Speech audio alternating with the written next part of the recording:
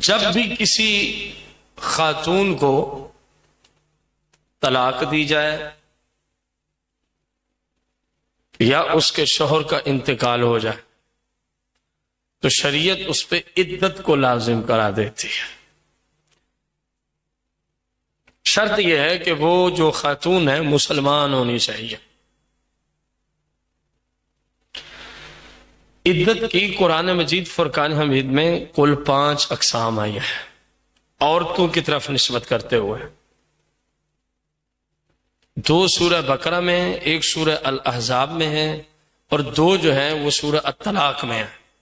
یوں کل 5 اقسام عدت کی عورتوں کی طرف نسبت کریں۔ کوئی حاملہ ہے، کوئی نہیں ہے، کسی کو حیض آتا ہے، کسی کو نہیں آتا، اس اعتبار سے کسی کی رخصتی سے بھی پہلے طلاق ہو گئی، تو یوں 5 اقسام عدت کی بنتی ہیں۔ عدت میں عدت کا حکم یہ ہے کہ اس مسلمان عورت پر عدت لازم ہے جس کے شوہر کا انتقال ہوا یا جس کے شوہر نے طلاق، اس پہ عدت بیٹھنا لازم ہے۔ نہیں بیٹھے گی تو سخت گناہگار ہوگی۔ عمر کا اس سے کوئی تعلق نہیں ہے، کیونکہ ہماری ماں کی عمر ہی جناب وہ 100 سال تھی، اس لیے ہم نے کہا عدت ہی نہیں بیٹھ۔ عمر سے کوئی تعلق نہیں ہے، بھلے 200 سال کی عمر ہے تب بھی عدت میں بیٹھنا لازم ہے، یہ شریعت کا حکم ہے۔ رسول اکرم نور مجسم صلی اللہ علیہ وسلم کی بارگاہ قدسیہ میں ایک خاتون آتی ہے، یہ بخاری مسلم کی حدیث پاک، عرض کرتی ہے کہ یا رسول اللہ صلی اللہ علیہ وسلم میری بیٹی عدت میں ہے، اس کا شوہر انتقال کر گیا، کیا ہم اس کی آنکھوں میں سرما ڈال سکتے ہیں؟ مفہوم حدیث میرے آقا فرماتے ہیں نہیں ڈال سکتے۔ اس نے 2-3 مرتبہ یہی کہا یا رسول اللہ کیا ہم سرما عدت میں پہن سکتے ہیں؟ میرے آقا علیہ السلام نے فرمایا نہیں پہن سکتے، حتیٰ کہ سرکار علیہ السلام نے اس کو یہاں تک فرما دیا، فرمایا یہی 4 مہینے 10 دن ہے نا، یہی 4 مہینے 10 دن ہی ہے نا، ذرا زمانہ جاہلیت کو ہی دیکھ لو، میرے دین میں تو بس اتنی عدت ہے، زمانہ جاہلیت میں پورا 1 سال عدت ہوتی تھی، اور وہ بھی کس طرح کی؟ اپنے گھر میں نہیں رہنے دیتے تھے، اپنے گھر سے الگ اس عورت کے لیے خیمہ لگاتے، میلے کچیلے کپڑوں میں رہنا اس کے لیے ضروری ہوتا، اس کے برتن گھر والوں سے الگ، اس کا بستر گھر والوں سے۔ میرے آقا علیہ السلام نے فرمایا سال پورا یوں مشقتیں کاٹتی، اور جب سال پورا ہوتا تمہیں بھول گیا پھر ان پہ تم جانوروں کی مینگنیاں پھینکتے تو تبھی اس کی عدت ختم ہوتی۔ میں صرف 4 مہینے 10 دن کہہ رہا ہوں تو آپ بار بار پوچھتی چلی جا رہی ہیں۔ یہ ان خواتین اسلام کے لیے درس نصیحت ہے جن کو آج عدت کے لیے کوئی پرواہ ہی نہیں ہے، نہیں میں نے یہ کرنا ہوتا تو میں نے وہاں کرنا ہوتا، یہ یوں اور یہاں شریعت کے سامنے کچھ بھی نہیں چلتا۔ کوئی جو ہے اپنے لیے ہے، شریعت کے سامنے سارے ایک جیسے ہوتے۔ سمجھ آئیے؟ یہاں تو پیر کی نہیں چلتی، آپ مرید ہو کے چلانا شروع کر رہے ہیں۔ کئی بار آپ کو میں نے سمجھایا مسئلہ کہ پیر صاحب پہ عام بندوں سے شریعت زیادہ لاگو ہوتی ہے، اور وہ کہتے ہیں ہم پیر صاحب ہیں اس لیے شریعت پہ ضرورت ہی نہیں ہے، تو وہ شیطان ہوگا، پیر نہیں ہوگا۔ تو عدت مسلمان عورت پہ کیا ہے؟ لازم۔ حتیٰ کہ یہاں تک حدیث مبارکہ ہے، فرمایا وہ زیور بھی نہیں پہن سکتی، اگر کوئی پہنا تو وہ بھی اتارنا پڑے گا، اگر کوئی پہنا ہے تو وہ زیور بھی اس خاتون کو اتارنا پڑے گا۔ سادہ لفظوں میں آپ سمجھ لیں، عدت کے اندر عورت جس طرح کی عورت ہوگی ویسی عدت ہوگی۔ ایک عورت کا نکاح ہوا ہے، رخصتی ہوئی نہیں ہے، خلوت صحیحہ ہوئی نہیں ہے، اس کو طلاق ہوگی، سیریس عدت ہی نہیں ہے، اس لیے جملہ بولا جیسی عورت ہوگی۔ میں اب عدت کی اقسام نہیں ذکر کر رہا، عدت کے احکام ذکر کر رہا۔ جو بھی عورت عدت میں ہے اس پہ لازم ہے کہ اس گھر سے وہ باہر نہیں نکل سکتی۔ اس پہ لازم ہے جب تک اس کی عدت پوری نہیں ہوتی وہ کسی بھی طرح سے زیب و زینت اختیار نہیں کر سکتی. عدت والی خاتون زیور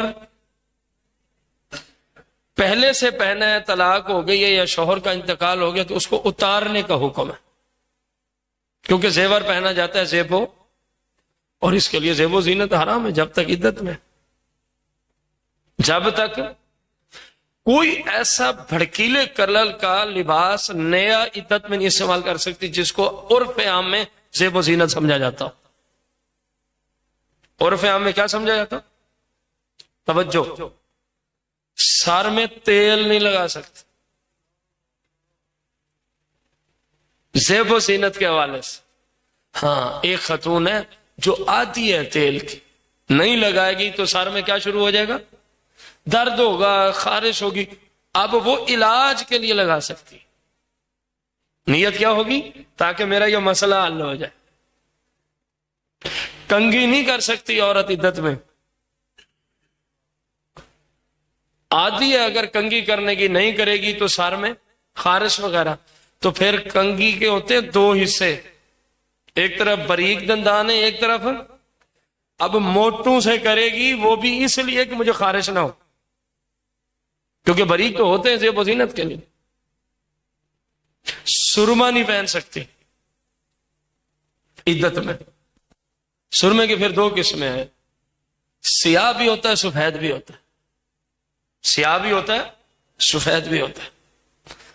تو یہ ابتدان دونوں ہی نہیں پہن سکتی.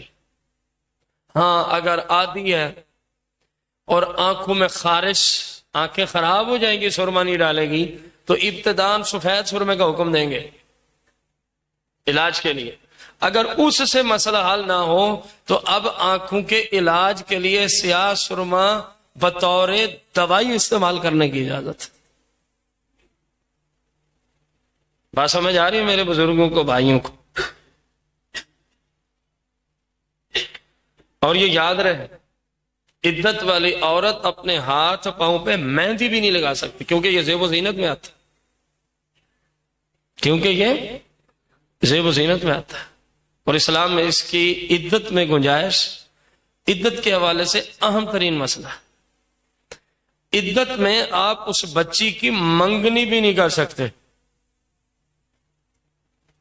یہاں تو نکاح بھی ہو رہے ہیں الیاذ باللہ. جو ہلاک قسم کے لوگ پیسوں کے لالچ میں آ کے عدت میں نکاح پڑھا رہے ہیں، اور ظالموں قرآن نے اس کو حرام کرا دیا. اگر تم نے حلال سمجھا تم تو اسلام سے ہی نکل جاؤ گے. قرآن ایک چیز کو حرام کر رہا ہے، اس کو کیسے حلال سمجھا جا سکتا؟ حرام سمجھ کے کیا تو کبیرہ گناہ کے مرتکب ہو، اور وہ نکاح نہیں ہوا، ساری زندگی زنا ہی ہوتا رہے گا. بچے ولد و زنا حرام ہی پیدا ہوں گے، نسب ثابت نہیں ہوگا. عدت میں نکاح اور منگنی کی گنجائش کسی صورت بھی نہیں. نہیں اس نے باہر جانا تھا، ہم نے کہ چلو نکاح ہو جائے رخصتی بعد میں، حرام ہے. عدت میں آپ کسی کو اتنا نہیں کہہ سکتے ہم آپ کی بیٹی کا رشتہ لینے آئے ہیں. عدت میں یہ بھی حرام. عدت کے حوالے سے ایک اور اہم مسئلہ ہمارے پاس دارالفتہ علیہ سنت میں یہ بڑا سوال آتا ہے، یہ جو اب میں ذکر کر رہا ہوں. مجھے عدت میں جوائی سے بھی پردہ ہوتا ہے، یہ لوگوں کا نظریہ ہے. بھتیجوں سے بھی پردہ ہے، بھانجوں سے بھی پردہ ہے، بھائیوں سے بھی پردہ ہے. تو میں نے کہا اس کو ویسے ہی گلہ گھونٹ کے مار دو، جب کوئی آنی ہی نہیں ہے اس کے پاس بولنے، ویسے اس نے مر جانا. بھائی میرے عدت اور پردے کا آپس میں کوئی تعلق، جن جن مردوں سے عدت سے پہلے اور بعد میں پردہ شریعت نے رکھا، عدت میں بھی صرف انہی سے پردہ ہے. عدت کے دوران اپنے گھر میں صحن سے لے کر آخری منزل تک جا سکتی ہے، بس چار دیواری سے باہر نہ جائے. ہاں ضرورت کے تحت باہر بھی جا سکتی ہے. مثلا بیمار ہو گئی ہے، ڈاکٹر صاحب یہاں نہیں آ سکتے، یا ڈاکٹر صاحب آئیں گے، مشینری کو اٹھا کے لانا مسائل ہیں، اب علاج کے لیے جا سکتی ہیں جبکہ ضرورت ہو۔ جس کمرے میں اس کو چھاتی گرنے لگی ہے تو جا سکتی ہے دوسرے کمرے، وہ گھر تبدیل ہو سکتا ہے اس مجبوری میں۔ باقی کسی کی شادی ہو رہی ہے، کوئی مر رہا ہے، کوئی پیدا ہو رہا ہے، غمی خوشی پہ نہیں جا سکتی۔ ہاں وہ خاتون جو وفات کی عدت میں ہے، کس عدت میں ہے، اس کے لیے کچھ فقہا نے گنجائش رکھی ہے، کیونکہ طلاق والی جو عورت عدت میں ہے نا، اس کا پورا خرچہ شوہر پہ فرض ہے جب تک عدت میں بیٹھی ہے۔ سمجھ آئیے آپ کو بات؟ شوہر پہ فرض ہے اس کا مکمل خرچہ طلاق والی عورت کا جب تک وہ عدت میں ہے۔ تو وفات والی کا کیونکہ شوہر نہیں تو اس کا خرچہ کسی کے ذمہ نہیں ہوتا شوہر کے حوالے سے۔ تو اب اگر اس کا گزارا نہیں ہوتا، کوئی اس کو کھانا دینے کے لیے تیار نہیں، والد نہیں، بھائی نہیں، بیٹے نہیں، اور وہ دن کو کام کے لیے جائے گی تو کھائے گی، اس کو دن کے وقت نکلنے کی اجازت دیں گے اتنی دیر کے لیے کہ اپنا پیٹ۔ کون سی عدت کی بات ہے؟ عدت وفات۔ طلاق میں نہیں جا سکتے، اس کے شوہر پہ فرض ہے اس کا سارا خرچہ برداشت کر۔ اسی طرح گھر میں ہے، کھانے پینے کا سسٹم تو چل رہا ہے، لیکن باہر سے کوئی سودا لے کے دینے والا کوئی بھی نہیں ہے، تو عدت وفات میں عورت سودے کی حد تک باہر جا سکتی۔ شوہر اس کا گورنمنٹ ملازم تھا یا کسی ایسی فیکٹری میں تھا کہ جنہوں نے بعد میں خاتون کو کچھ نہ کچھ پینشن یا جو اس کے پینشن میں پیسے ہیں اس کے لیے عورت کا جانا ضروری ہے، کوئی ڈاکومنٹس وغیرہ کے لیے، تو اس مجبوری کے لیے بھی اس کو نکلنے کی اجازت شریعت دیتی ہے۔ لیکن جب مجبوری کے لیے نکلے گی تو مجبوری کی حد تک نکلے گی، جیسے کام ہوا فی الفور واپس، فی الفور واپس آنا اس پہ لازم ہوگا۔ جس خاتون کو طلاق دی گئی ہو اور اس عورت کو حیض آتا ہو تو اس کی عدت 3 حیض ہے۔ جس وقت طلاق دی اگر اس وقت حیض میں ہے تو اس کو شمار نہیں کریں گے اس کے علاوہ، کیونکہ قرآن میں والمطلقات یتربصن بانفسہن 3 قروء، 3 حیض پورے عند الاحناف۔ تو لہذا جب طلاق دی اگر حیض میں تھی تو اس کو شمار، اس کے علاوہ 3 حیض۔ طلاق دی ہے اور عورت کو بیماری کی وجہ سے حیض نہیں آتا، بہت ساری عورتیں یا عمر اتنی ہو گئی حیض آنا بند ہو گیا تو چاند کے اعتبار سے 3 مہینے اس کی عدت ہوگی۔ طلاق دیے ایسی عورت کو کہ جس کی ابھی تک رخصتی ہی، اور جب سے نکاح ہوا طلاق ہونے تک کبھی یہ شوہر اور بیوی اکٹھے ایسی جگہ نہیں ہوئے کہ جہاں پہ اگر چاہتے حقوق زوجیت تو ادا کر سکتے اگرچہ نہ کیے ہوں۔ اس کو خلوت صحیحہ کہتے ہیں فقہا۔ نہ خلوت صحیحہ ہوئی ہے، اکٹھے نہیں ہوئے، نہ حقوق زوجیت ادا ہوئے، نہ رخصتی ہوئی، ایسی عورت کو طلاق ہوگی تو اس کی شرعی طور پہ عدت سرے سے ہے ہی نہیں۔ 3 قسمیں ہو گئی۔ چوتھی قسم، جس عورت کو طلاق ہوئی یا اس کے شوہر کا، جس عورت کو طلاق ہوئی اور وہ اس حالت میں ہے کہ حمل میں ہے تو اس کی عدت وضع حمل ہے۔ بچہ جیسے ہی باہر آئے گا، سمجھ آ گئی بات؟ یہ جو ہمارے یہاں ایک نظریہ پیش کیا جاتا ہے کہ جو حاملہ عورت ہے اس کو طلاق ہی نہیں ہوتی، یہ لا علمی پہ مبنی نظریہ ہے۔ سورہ طلاق میں آیت نمبر 4 کے اندر اللہ کریم خود فرما رہا ہے اولات الاحمال اجلہن ان یدعن حملہن۔ جب قرآن کہہ رہا ہے کہ حاملہ عورت کی عدت یہ ہے کہ اس کا بچہ باہر آ جائے تو عدت تب بھی ہوتی ہے جب طلاق ہی نہ ہو تو عدت کیسی؟ تو قرآن کہہ رہا ہے حاملہ عورت کو طلاق ہوتی ہے، حاملہ ہو، خواہ طلاق کی عدت ہو یا وفات کی عدت ہو، تو عدت کیا ہے؟ بچہ باہر آتے عدت ختم۔ 5ویں اور آخری قسم عدت کی جو قرآن میں آئی ہے، 5 قسم آئی ہے، ایسی عورت جس کو حمل نہیں ہے اور اس کے شوہر کا انتقال ہو گیا۔ اب دیکھیں یہ توجہ کیجیے گا، جس دن انتقال ہوا اگر تو کسی اسلامی مہینے کی وہ پہلی تاریخ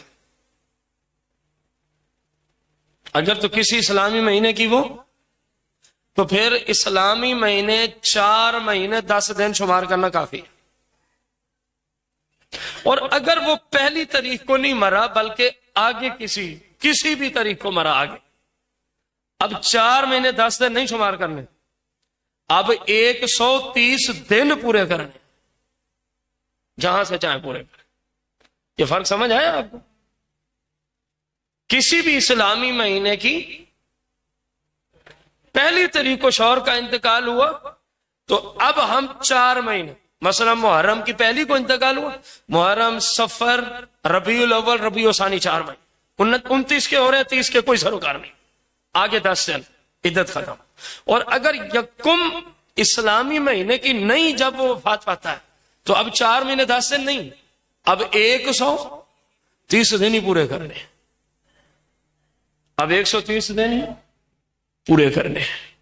حمل میں ایک عام ترین مسئلہ عدت کے حوالے سے، اس شخص نے طلاق دی، اس کا انتقال ہوا، اس کی بیوی حاملہ تھی، لیکن بچہ پورا نہیں ہوا، پہلے حمل گر گیا، تو اب کیا حکم ہوگا؟ حمل ساقط ہو گیا۔ اب ہم دیکھیں گے کہ جو حمل ساقط ہوا ہے اگر اس میں کوئی انسانی عذاب بن چکے ہیں تو اب کہیں گے عدت ختم ہو گئی ہے۔ اگر لوتھڑا ہی ہے، عذاب بنے نہیں ہیں، تو پھر وہ 4 مہینے 10 دن والی صورتحال، یعنی 130 دن پورے کرنے ہوں گے۔ کس حالت میں؟ وفات کی حالت۔ اور حیض کی عدت، طلاق کی عدت گزر رہی ہے تو پھر اس کے بعد جو 3 حیض آئیں گے۔ عورت کی عدت ختم ہو جائے، ہمارے ایک رواج ہے، شوہر کی قبر پہ جانا ضروری سمجھا جاتا ہے، بعض رشتہ داروں کے گھر بھی جانا ضروری سمجھا جاتا ہے، اور بعض لوگ تو اس کے لیے کافی سارا سامان بھی لے کے آتے ہیں۔ شریعت میں ان چیزوں کی کوئی حیثیت نہیں ہے، نہ یہ دین اسلام کا کوئی حصہ ہے۔ رب العزت ہمیں عمل کی توفیق عطا فرمائے۔